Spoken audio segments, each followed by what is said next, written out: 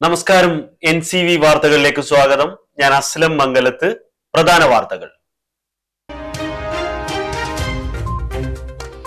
നിലമ്പൂർ ജില്ലാ ആശുപത്രിക്ക് സ്ഥിരം സൂപ്രണ്ട് ഇല്ലാതായിട്ട് 3-ലധികം വർഷം. ആശുപത്രി വികസനം ഉൾപ്പെടെയുള്ള വിഷയങ്ങളിൽ മെല്ലപ്പോക്ക്. സ്ഥിരം സൂപ്രണ്ടിനെ നിയമിക്കണമെന്ന ആവശ്യം ശക്തം.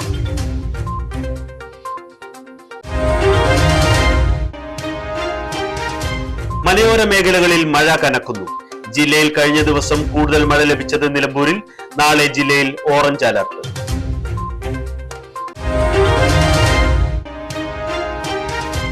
ഹൃദയപൂർവം പദ്ധതി ഡിവൈഎഫ്ഐയുടെ ഭക്ഷണ വിതരണ പദ്ധതി 6ാം വർഷത്തിലേക്ക്. വണ്ടൂരിൽ 5 വർഷം കൊണ്ട് വിതരണം ചെയ്തത് 2 ലക്ഷത്തിലധികം സ്നേഹപ്പൊതികൾ.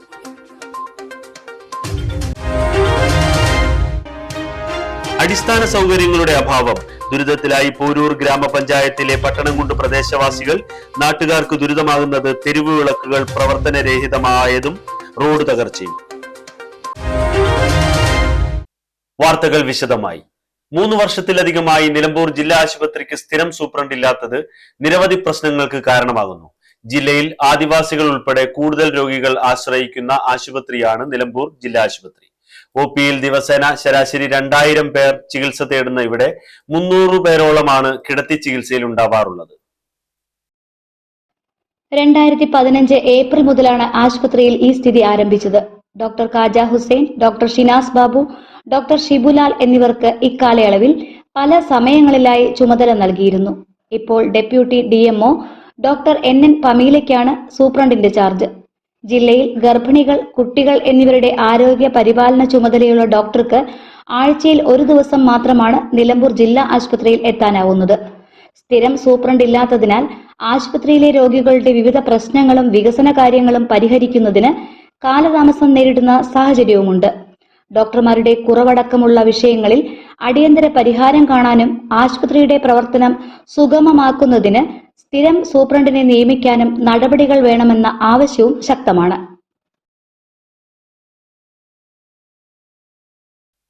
മലയോര മേഖലകളിൽ മഴ വീണ്ടും കനക്കുന്നു. പൊതുവെ മഴ കുറവായ ഈ വർഷക്കാലത്ത് ഒരിടവേളയ്ക്ക് ശേഷമാണ് വീണ്ടും മഴ ശക്തമാകുന്നത്. ജില്ലയിൽ നാളെ ഓറഞ്ച് അലർട്ട് മുന്നറിയിപ്പാണുള്ളത്. ജാഗ്രതാ നിർദ്ദേശങ്ങളും നിലവിലുണ്ട്.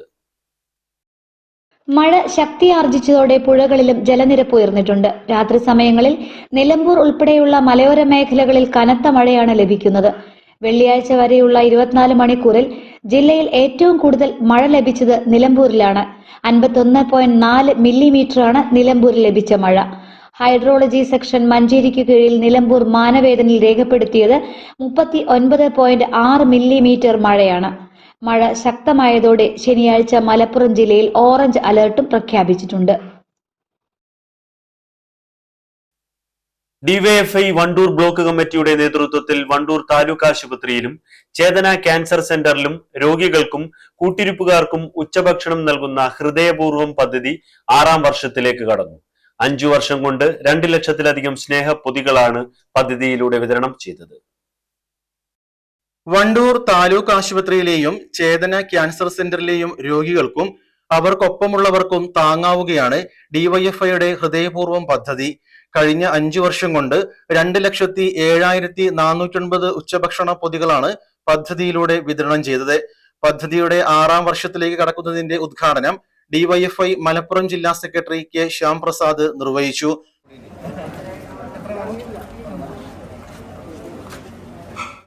ഹൃദയപൂർവം എന്ന പദ്ധതിയുടെ ഭാഗമായി കേരളത്തിൽ ഒരു ദിവസം 1/2 ലക്ഷത്തിലധികം പേർക്കാണ് രോഗികൾക്കും കൂട്ടിരിപ്പുകാർക്കുമായി സർക്കാർ ആശുപത്രികളിൽ ഡിവൈഎഫ്ഐ പ്രവർത്തകർ പൊതിച്ചോറ് വിതരണം ചെയ്യുന്നത്.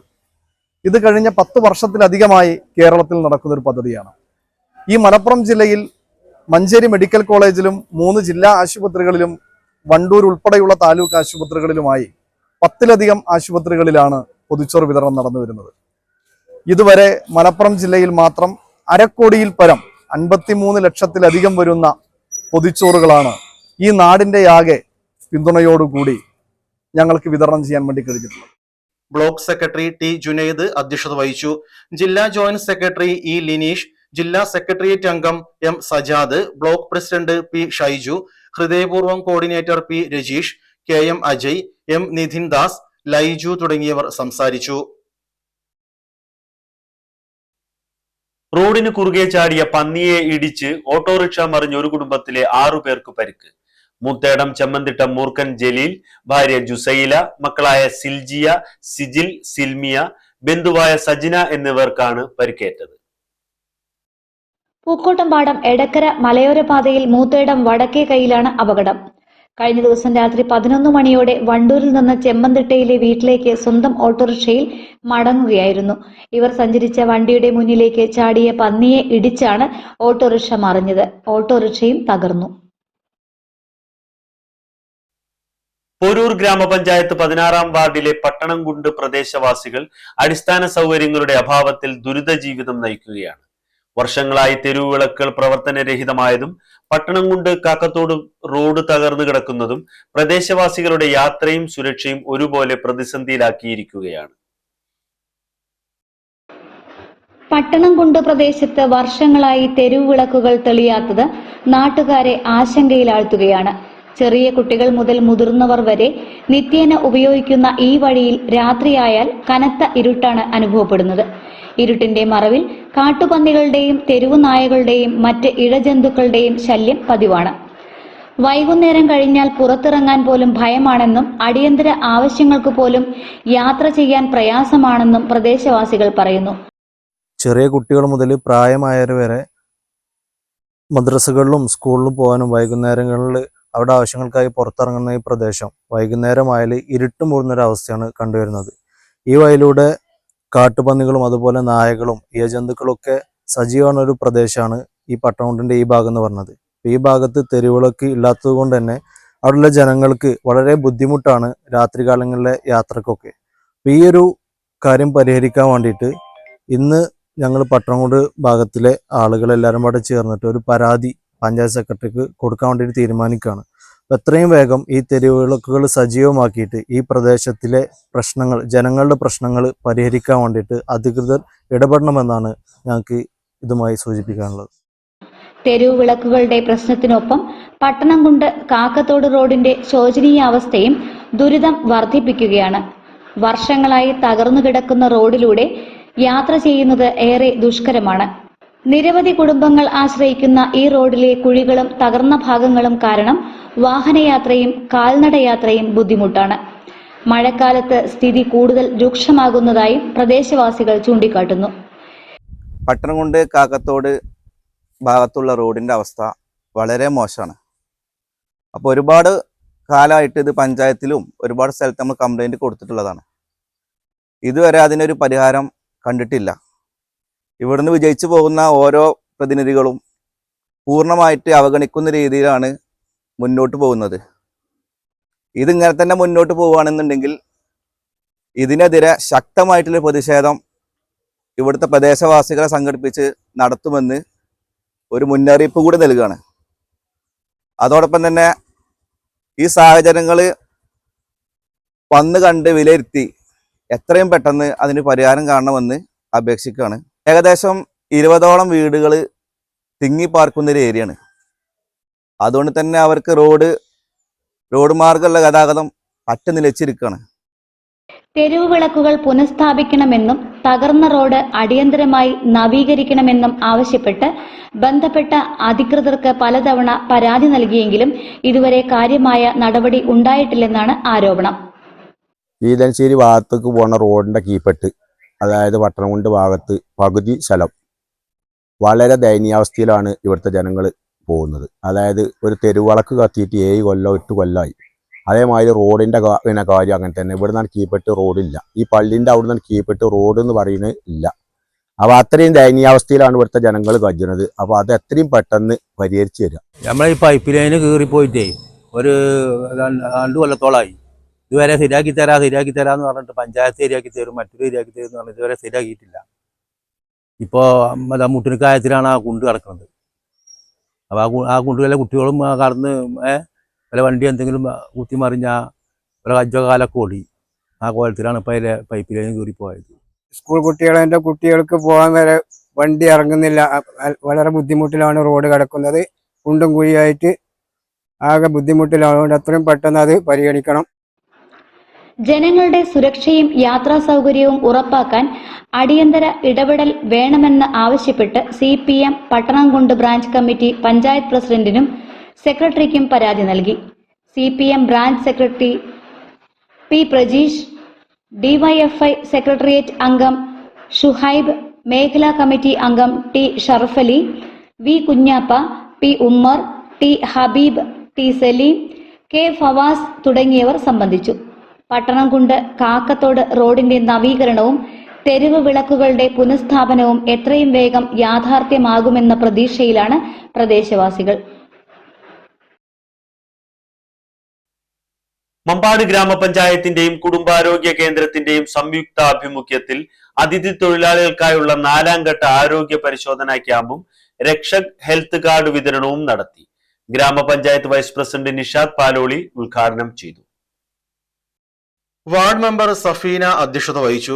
ഗ്രാമപഞ്ചായത്ത് മെമ്പർമാരായ രാജേഷ്, രജീഷ് എന്നിവർ സംസാരിച്ചു. ഹെൽത്ത് ഇൻസ്പെക്ടർ KM ഷിജി നേതൃത്വം നൽകി. ജയച്ചൈമാരായ അംജദ്, ഗോപിക, ഉദയൻ, MLSP പ്രിൻസി എന്നിവർ പങ്കെടുത്തു.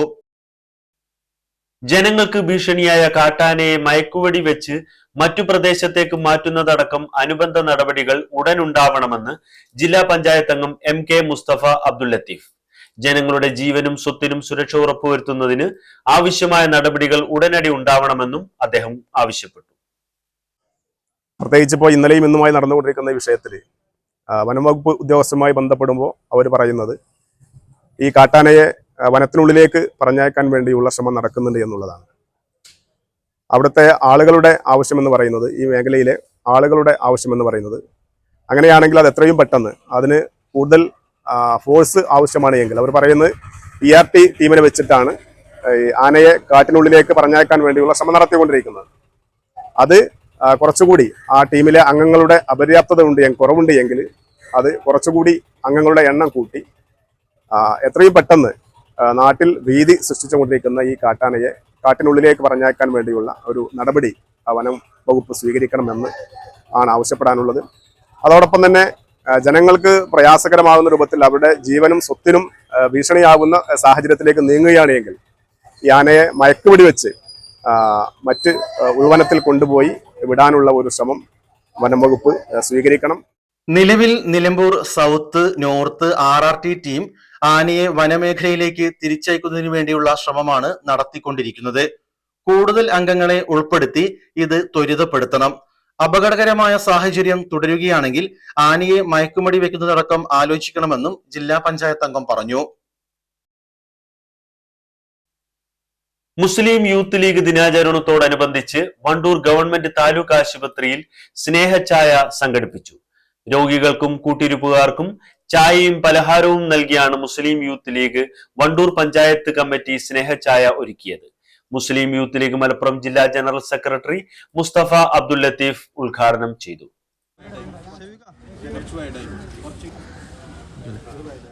ഇവിടെ ഈ ആശുപത്രിയിൽ, വണ്ടൂർ താലൂക്ക് ആശുപത്രിയിലെത്തുന്ന രോഗികൾക്കും അവരുടെ കൂട്ടിരിപ്പുകാർക്കും ഇന്നത്തെ വൈകുന്നേരത്തെ ചായയും പലഹാരവും നൽകിക്കൊണ്ടാണ് മുസ്ലിം യൂത്ത് ലീഗ് ഈ സമരത്തെ ഓർത്തെടുക്കുന്നത്.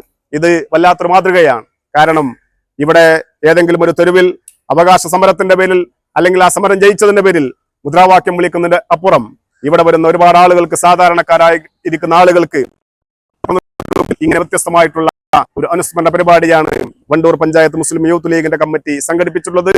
തീർത്തും മാതൃകാപരമായിട്ടുള്ള ഈ ചായ എന്ന പരിപാടി വണ്ടൂർ പഞ്ചായത്ത് മുസ്ലിം യൂത്ത് ലീഗിന്റെ കമ്മിറ്റിയെ ഹൃദയം.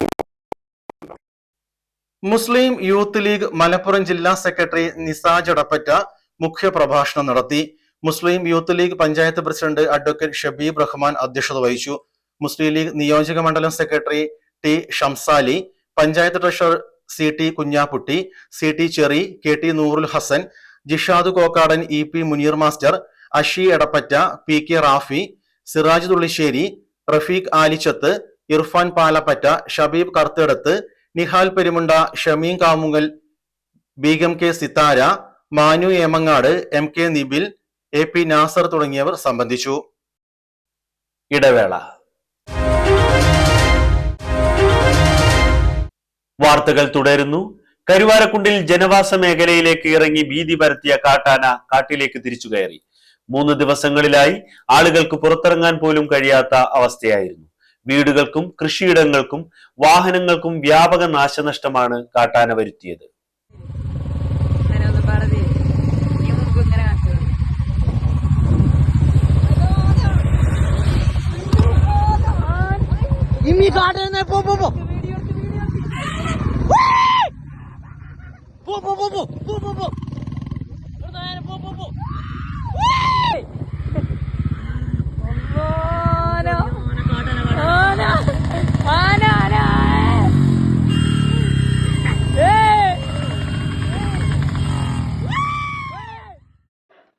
ദ്രുതകർമ്മസേനയുടെയും വനം വകുപ്പിന്റെയും മണിക്കൂറുകൾ നീണ്ട പരിശ്രമത്തിലാണ് വ്യാഴാഴ്ച രാത്രിയോടെ ആന കാട് കയറിയത്.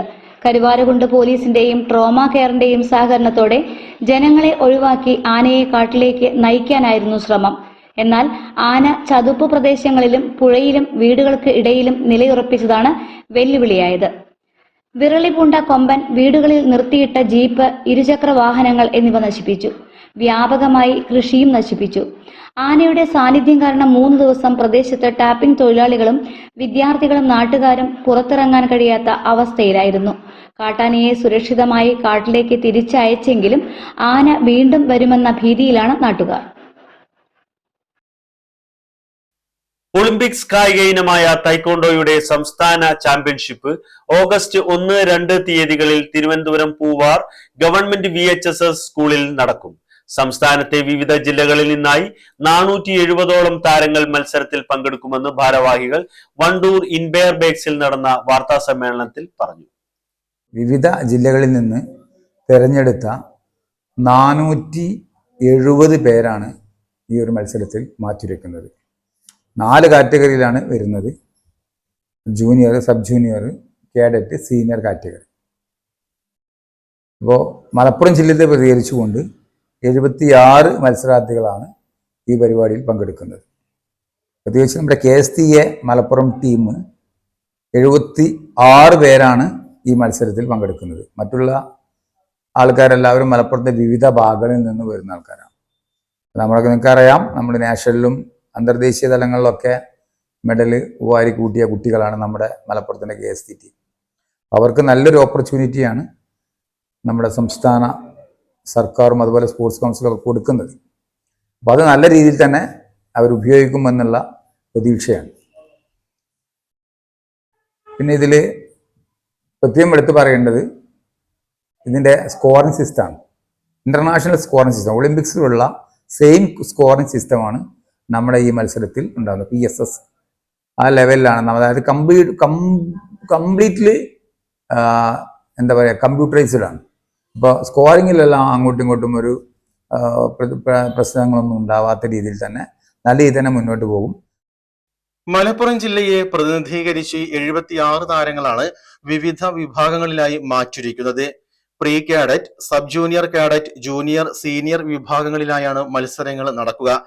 Kerala state taekwondo association Malappuram ജില്ലാ ടീമിനെ പ്രതിനിധീകരിച്ച് ജനറൽ സെക്രട്ടറിയും മുഖ്യമന്ത്രി പുരസ്കാര ജേതാവുമായ ശ്രീധർ K. ചരണിന്റെ നേതൃത്വത്തിലുള്ള 26-അംഗ സംഘമാണ് ചാമ്പ്യൻഷിപ്പിൽ പങ്കെടുക്കുന്നത്. വാർത്താ സമ്മേളനത്തിൽ അസിസ്റ്റന്റ് കോച്ചുമാരായ സരസ്വതി ശ്രീധർ, സതീഷ് കുമാർ, T. ആദിത്യ എന്നിവർ പങ്കെടുത്തു. വണ്ടൂർ നിയോജക മണ്ഡലം യൂത്ത് ലീഗ് കമ്മിറ്റിയുടെ ആഭിമുഖ്യത്തിൽ ഭാഷാ അനുസ്മരണ സമ്മേളനം സംഘടിപ്പിച്ചു. ചേർകോട് TKM ഓഡിറ്റോറിയത്തിൽ നടന്ന പരിപാടി അഡ്വക്കേറ്റ് M. റഹ്മത്തുള്ള MLA ഉദ്ഘാടനം ചെയ്തു. 3 മുദ്രാവാക്യങ്ങളാണ് നമ്മൾ ഉയർത്തിയത്: അക്കോമഡേഷൻ, ക്വാളിഫിക്കേഷൻ, ഡിക്ലറേഷൻ. ഞാൻ ഇതിന്റെ 3ന്റെയും അർത്ഥമോ ഇതിന്റെ സാങ്കേതികത്വമോ അല്ല നിങ്ങളോട് പറയാൻ ശ്രമിക്കുന്നത്. അന്ന് നിയമം പാസാക്കുന്നതിലൂടെ കേരളത്തിലെ സ്കൂളുകളിൽ അറബി ഭാഷയുടെ അധ്യയനം തടയാൻ ശ്രമിക്കുന്നതിലൂടെ അന്നത്തെ നയനാർ ഗവൺമെന്റ് ലക്ഷ്യം വെച്ചത് എന്തായിരുന്നു എന്നതാണ്. ആ ലക്ഷ്യമാണ് മുസ്ലിം യൂത്ത് ലീഗ് എന്ന സമര സംഘടനയുടെ പിന്നിട്ട 4.5 പതിറ്റാണ്ട് കാലത്തെ നാളത്തെ പ്രഭാതം മുതൽ ലോകം അവസാനിക്കുന്നത് വരെയുള്ള പ്രവർത്തനങ്ങളുടെ അജണ്ട തീരുമാനിക്കുക. അവിടെയാണ് മജീദുർ റഹ്മാനും കുഞ്ഞിപ്പയും നമുക്ക് ഒരിക്കലും മറച്ചു പിടിക്കാൻ കഴിയാത്ത പ്രചോദനത്തിന്റെ അലകടലായി മാറുക. എന്തിനാണ് അവര് ആ ഭാഷയെ വെറുത്തത്? ആ ഭാഷ സ്കൂളുകളിൽ അഭ്യസിക്കപ്പെടുന്ന സാഹചര്യമില്ലാതാക്കണം എന്ന അന്നത്തെ ഇടതുപക്ഷ ഗവൺമെന്റ് ആഗ്രഹിച്ചത് എന്തിനാണ്? ആ ഭാഷയുമായി അവർക്കുള്ള പ്രശ്നം എന്തായിരുന്നു? അതാണ് ചോദ്യം. അവരാഗ്രഹിച്ചത് ഇത് നിയന്ത്രിക്കപ്പെടണം. നന്നേ ചെറുപ്പത്തിൽ ഇവരുടെ വേദഭാഷയുമായി ഇവർക്കുണ്ടാകുന്ന ഒരു പൊക്കിൽ കൊടി ബന്ധമുണ്ട്. ആ പൊക്കിൽ കൊടി ബന്ധം ഇവരുടെ സ്വത്വത്തിലേക്ക്, ഇവരുടെ വിശ്വാസത്തിലേക്ക്, ഇവരുടെ ആദർശത്തിലേക്ക്, ചുരുക്കി പറഞ്ഞാൽ ഇവരുടെ മതത്തിലേക്ക് ഇവരെ ചേർത്ത് വെക്കുന്നു. നിയോജക മണ്ഡലം Youth League president MT Ali Noushad അധ്യക്ഷത വഹിച്ചു. യൂത്ത് ലീഗ് ദേശീയ സെക്രട്ടറി അഡ്വക്കേറ്റ് ഷിബു മീരാൻ മുഖ്യപ്രഭാഷണം നടത്തി.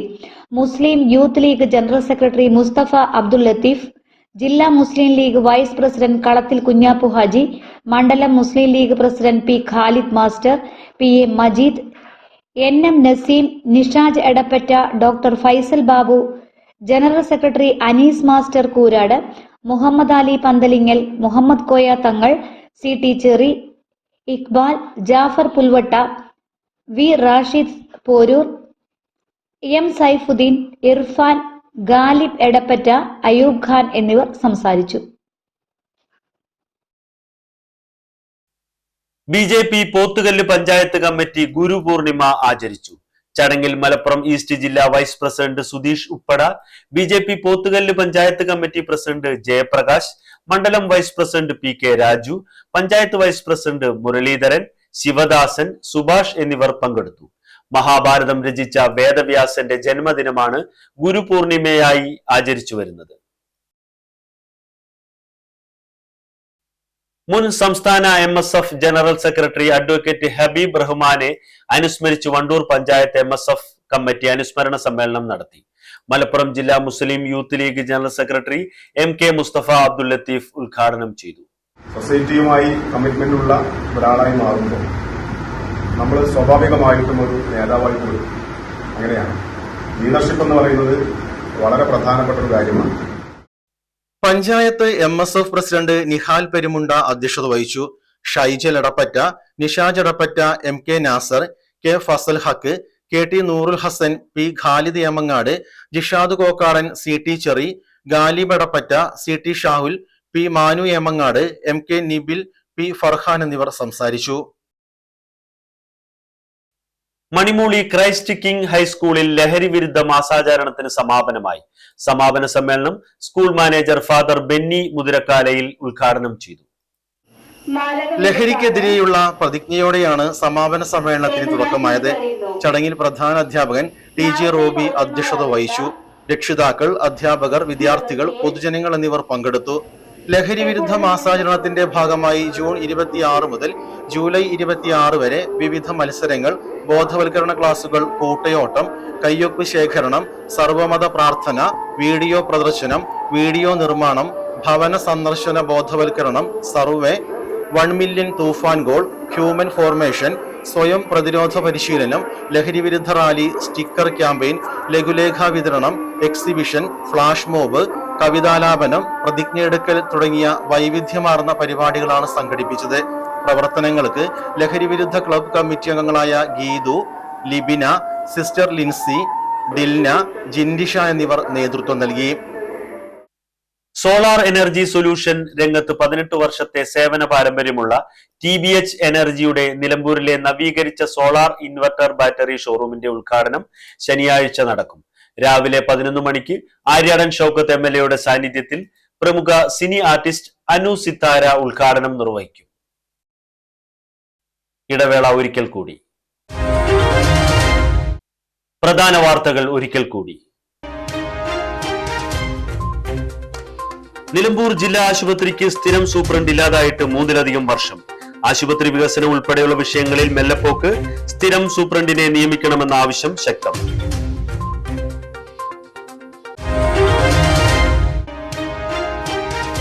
മലയോര മേഖലകളിൽ മഴ കനക്കുന്നു. ജില്ലയിൽ കഴിഞ്ഞ ദിവസം കൂടുതൽ മഴ ലഭിച്ചത് നിലമ്പൂരിൽ. നാളെ ജില്ലയിൽ ഓറഞ്ച് അലർട്ട്.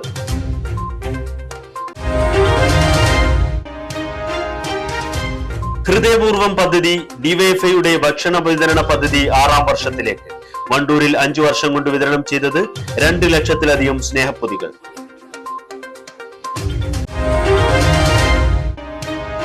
അടിസ്ഥാന സൗകര്യങ്ങളുടെ അഭാവം. ദുരിതത്തിലായി പോരൂർ ഗ്രാമപഞ്ചായത്തിലെ പട്ടണംകുണ്ട് പ്രദേശവാസികൾ. നാട്ടുകാർക്ക് ദുരിതമാകുന്നത് തെരുവ് വിളക്കുകൾ പ്രവർത്തനരഹിതമായതും റോഡ് തകർച്ചയും. ഇതോടെ ഇന്നത്തെ വാർത്താ ബുള്ളറ്റിൻ അവസാനിക്കുന്നു. നമസ്കാരം.